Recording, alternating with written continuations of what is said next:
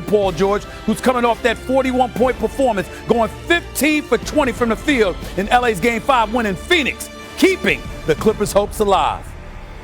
And here we are, Game 6, Staples Center.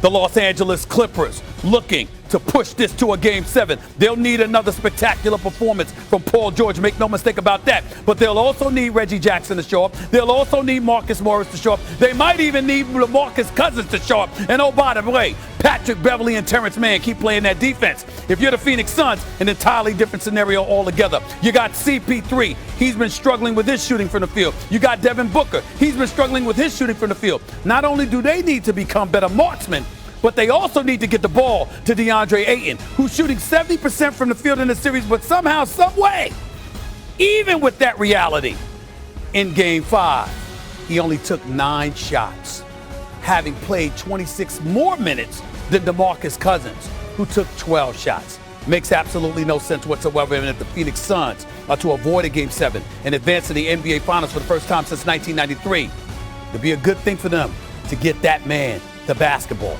For more on tonight's game, we'll send it to Om Youngmisuk with the Clippers. Stephen A., this season the Clippers have played their best when the odds are against them. Ty Lue is 10-2 when facing elimination and 3-0 this postseason. Paul George said Lue did not scrap the game plan when the Clippers fell behind 3-1 in this series. He just made some minor adjustments and gave the players the freedom to figure it out. George says the Clippers have taken on Lue's calm and confident demeanor. And if the Clippers can force a Game 7, Lue is 12-1 with a chance to clinch a series. With a report on the Suns, here's Dave McMenamin. Thanks, Ohm. Well, focus is the word of the day for Phoenix, and controlling that focus to stay locked in on executing the things that cost the Suns in Game 5, namely playing better defense and with a sense of desperation. Suns reserve Torrey Craig told me this morning they know the task at hand, they know what's at stake, and he pointed out that even though the Suns might not have made the finals since 1993, this Suns team is very familiar with tonight's challenge. They closed out Game 6 on the road at Staples Center in the first round against the Lakers just less than a month ago. Tonight, they just have to do the same thing against the Clippers. We now bring in Hall of Famer Mike Wilbon, as well as our NBA champion Kendrick Perkins. Wilbon, I'll go to you first here. Paul George, Chris Paul. Who's got the most pressure tonight? Paul George, because they can go home. I mean, Chris Paul's got another day to live and fight, right, no matter what happens tonight. But Paul George didn't have that. And the question is for Paul George, I know in their camp, in their locker room, their coaches, their teammates, they're saying all we got to win is one. And that's true. And then another. But it's on Paul George. And by the way, Paul George has answered this in a way that goes against the narrative about him for the past few seasons. Okay. All right. And when you look at the game that he just played in Phoenix, Stephen A., I mean, he certainly seems up to it again. Can he duplicate it? He needs to do. I'm not saying he has to score 40, but he's going to have an all-around terrific game, rebounding, playmaking, and scoring, and more so than Chris Paul, whose pressure day will come if it's not tonight. Perk, let's take it to another level. Just the series overall. Who's got the most pressure on them right now between these two guys, CP3 or Paul George?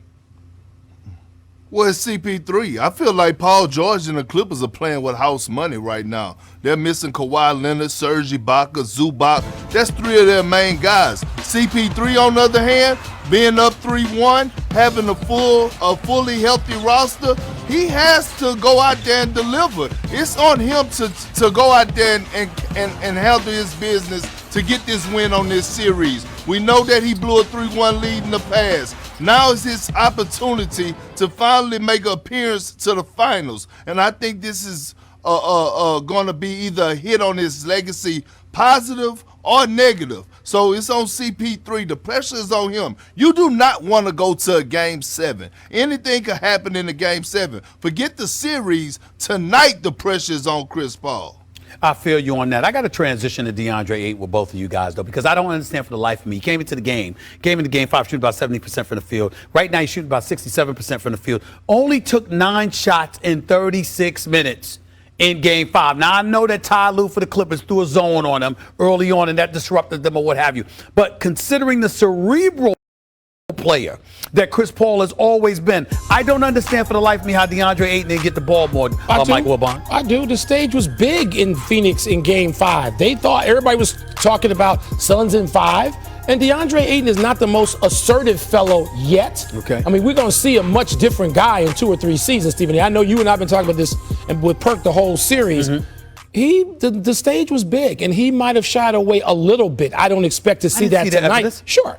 You saw evidence of him shying away. I didn't see that. First of all, he fumbled about 5 different passes and balls out of bounds. That is true. Secondly, there were times when Chris Paul hit him, and he did not turn around and take that shot. You could see in the huddle. Okay. Like it was early in the season when they were screaming at DeAndre, shoot it, shoot it, shoot it. Remember, Stephen A., this is his first time with the lights this bright. All right, he's going to get better. I don't expect him to be. You expect him to be a finished product already? Not a finished product. He ain't gonna be Tim Duncan at this point. But if you were playing well in the conference semifinal in the first round, and then the semifinals, and for the first few games in the Western Conference Game Finals, 5 ain't different. All of a sudden, Game 5 arrives. Game 5's not different. It's a little. You got a chance to go to the finals. It's not different. But you up 3-1. You ain't down 3-1. I can expect Chris Paul to process all that. Maybe even Devin Booker. Not DeAndre Ayton. Not at this point. Okay, Perk has been in this situation. Maybe he disagrees completely. All right. Perk, do you agree or disagree with what Wilbon just said? Well, I kind of agree with Wilbon, but here's my thing with DeAndre Ayton. And like those old people used to say, a closed mouth don't get fed. At the end of the day, you got to want the ball. You got to establish your presence in the paint. Right now, Zubac is out. They started small against you. You had 9 offensive rebounds in Game 4. If they're not feeding you the ball, go get it off the glass. It's a lot of missed shots that's coming off the rim. Go impose your will in the paint. Establish your identity. Outrun DeMarcus Cousins when he get on the court. Use your quickness. Put him in pick and rolls. Be that lob threat at the basket. Again, it's on CP3 and Devin Booker to feed him the ball, but it's also on DeAndre Ayton to establish himself in that paint and demand attention, demand the rock.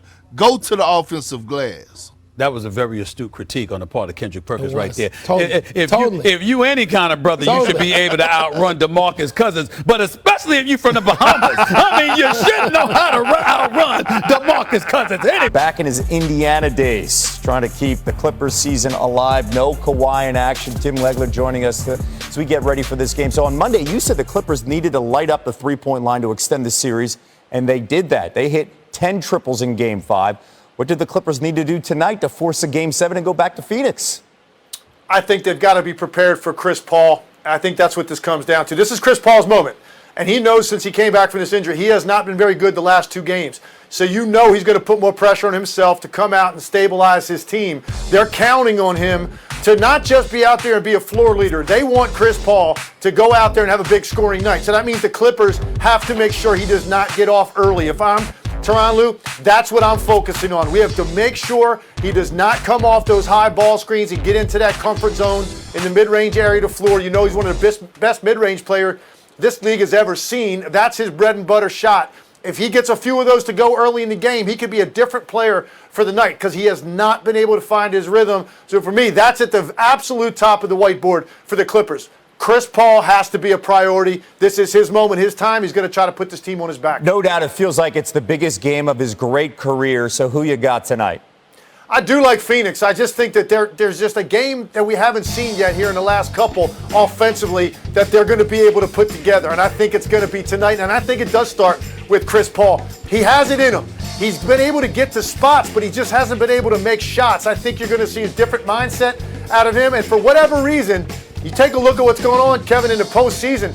Home teams have had a very difficult time dealing with the pressure of playing at home. It's been very strange. Normally, you think home court in the playoffs, that's everything. It's been tough for these teams, and I think Phoenix takes advantage of that, and I think Phoenix plays very well tonight offensively, and they end this series. Okay, and if the Clippers extend the series, my goodness, Game 7 and all the pressure going back to Phoenix and the Suns. We'll see Legs later on tonight on SVP. Thank you, Legs.